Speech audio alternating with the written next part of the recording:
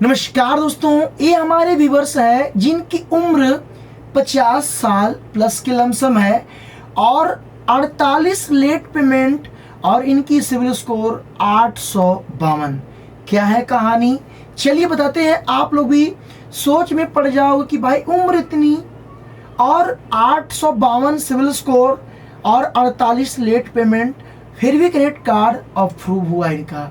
चलिए बताते हैं। वीडियो को लाइक कर देना, चैनल को सब्सक्राइब के बेल आइकन को ऑन कर देना। मित्रों, यहाँ पे आपके दिमाग में ये बातें घूम रहा होगा और मेरे दिमाग में ये बातें घूम रहा है कि 852 सिविल स्कोर बता रहे हैं, हमको मेल किए और 50 साल उम्र इनकी है तो झूठ तो बोलेंगे नहीं। साथ में 48 लेट पेमेंट और हाल ही में इनका एक कार्ड अप्रूव हुआ, लिमिट कम मिली, दूसरा कार्ड लेने के लिए सोच रहे हैं। कहानी क्या है, माजरा क्या है? पहले सवाल आता है 852 सिविल स्कोर का। मित्रों, पूरे इंडिया में हमें लगता है कुछ ही लोगों का 850 सिविल स्कोर या 900 सिविल स्कोर हुआ होगा। वैसे कोई 800 जल्दी पार नहीं कर पाता है। 800 जैसे 800 के आसपास जाएंगे, कुछ ना कुछ लफड़ा होगा और सिविल फिर से कम हो जाएगा। बट ये 800 पार भी किए और 48 लेट पेमेंट, बहुत सोचने वाली बात है। मित्रों, मैं आपको बता दूं, यहाँ पे इन्होंने जो लेट पेमेंट था उसको क्लियर करते चले गए। इनके लाइफ का पहला कार्ड है। होता क्या है कि जब कभी आप लेट पेमेंट करते हैं किसी एनबीएफसी बैंक का, तो 4 साल 5 साल टाइमिंग लगता है।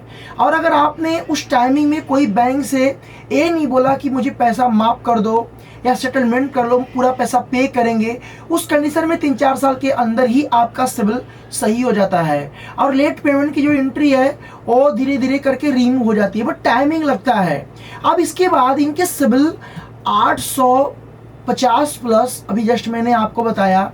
अब इनका कार्ड इतनी उम्र में अप्रूव हुआ, तो अप्रूव होने के दो कारण है। पहले कारण कि इनकी सिविल 852 चली गई और इसके बाद इनकी जो ईमानदारी थी कि लेट पेमेंट हुआ फिर भी इन्होंने पेमेंट किया, तो सारे रिकॉर्ड सिस्टम में रहते हैं। तो बैंक ने क्या किया कि इनको 20 से लेके 25,000 30,000 रुपए की लिमिट दे दिया कि हम लिमिट कम देते हैं, अगर यूज करके पेमेंट करेंगे तो हम इनकी और लिमिट को इंक्रीज कर देंगे।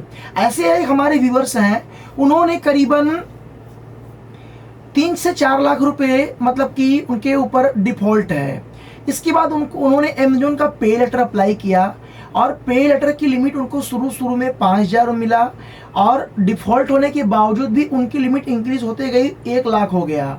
2 साल तक उनकी लिमिट 1 लाख रहा और यूज किए, खूब शॉपिंग किए, टाइम से पैसा पे किए, पर और लोग का जो पैसा था वो डिफॉल्ट कैटेगरी में ऐड था, उसको पे नहीं किया।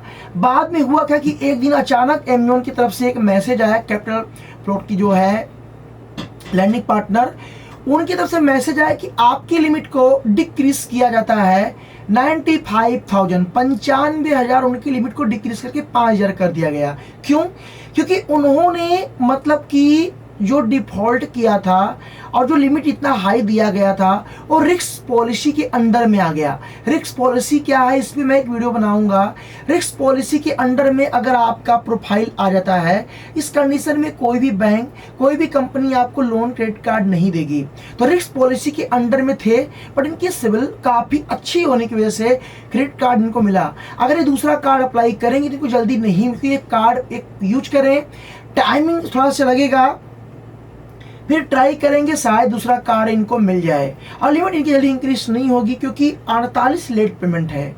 तो सोचो यहाँ पे ऐसे ऐसे लोग हैं जो आज के टाइम में इतना सिविल स्कोर के मालिक हैं और मुझे लगता है कि 850 प्लस सिविल स्कोर पूरे इंडिया की बात कर रहा हूँ, बहुत कम ही लोग का होगा। शायद हमें लगता है कि हमारे व्यूवर्स में से 1-2 लोग का हो, बाकी किसी का जल्दी नहीं होगा।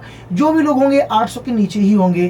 तो ये कहानी है। अब आप लोग बताना कि इसमें क्या सच्चाई है, कैसे हो गया 852 सिविल स्कोर, 48 लेट पेमेंट, क्या चक्कर है? थोड़ी अपनी बातें कमेंट में जरूर शेयर करना। वीडियो कैसा लगा है लाइक कर देना, चैनल को सब्सक्राइब के बेल आइकन को ऑन कर देना।